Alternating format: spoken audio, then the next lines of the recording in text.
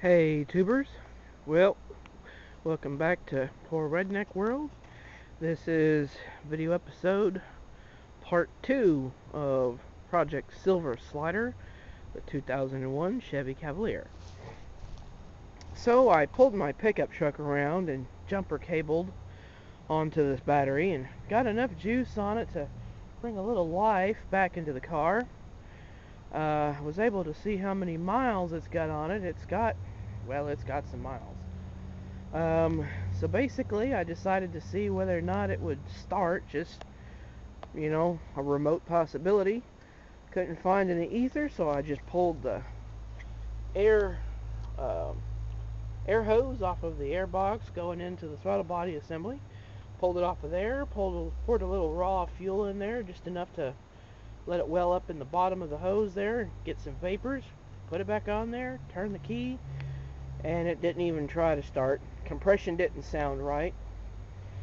So after doing that, I decided, I'd better take a little sniff over here. I pulled the cap off of the coolant reservoir, stuck my nose in there, and I smell gasoline. So I'd say it's a pretty good indicator that we've got a blown head gasket issue. So they obviously got this car pretty warm.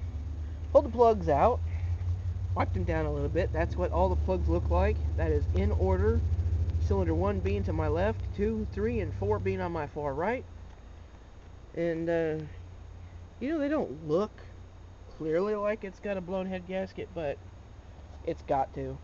Another thing that I did was I blew into the coolant system, and I've got all the plugs out, and you can hear air. And let's see if we can do this here, if the camera can pick it up a little better. Well, might want to pull the radiator cap off, or the reservoir cap. I'm going to plug the overflow, and then I'm going to blow into the bottle and see what we can hear.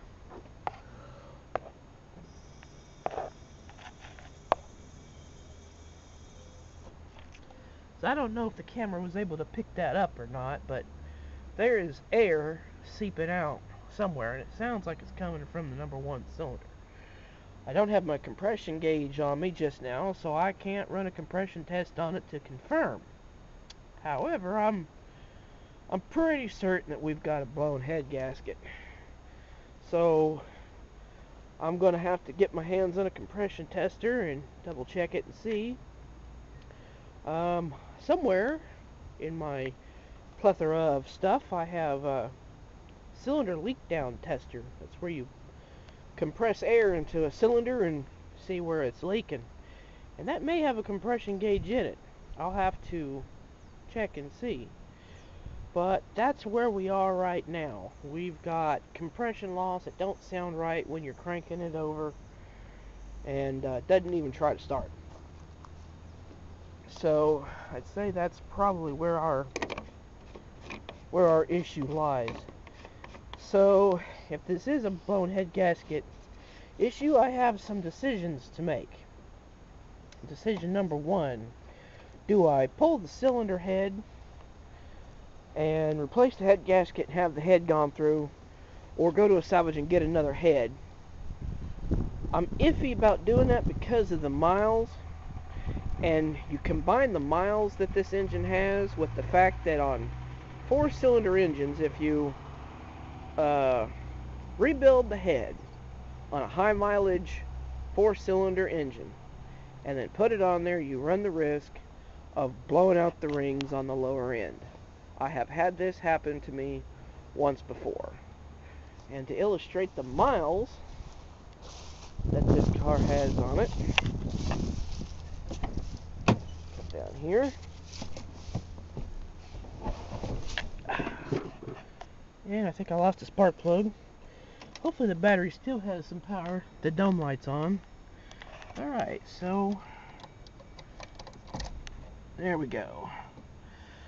Okay, the odometer reads 206,415 miles, and it's showing almost 3/4 of a tank of gas.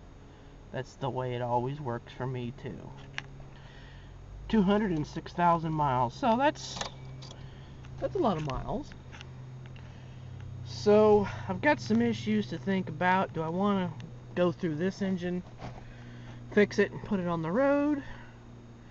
Or do I want to say the heck with that, pull the entire engine, go to the salvage yard, buy another engine for it, another 2200, drop it in, and continue about my business?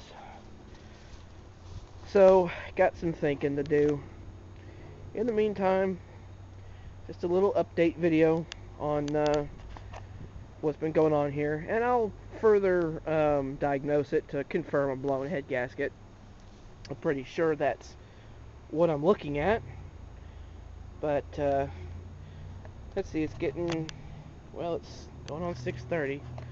I've got to take care of my dogs and get some supper, so we're gonna pick up the tools and call it an evening, make some phone calls, run down some prices on some parts. Too late to call the machine shop, find out what their rate for going through a head is, but we'll figure it out. We may just pull this motor out, say the heck with it, and just drop another 2200 in. Alright, well, thanks for watching. Comments welcome, and I'll keep the videos coming as I get to make them. Peace out.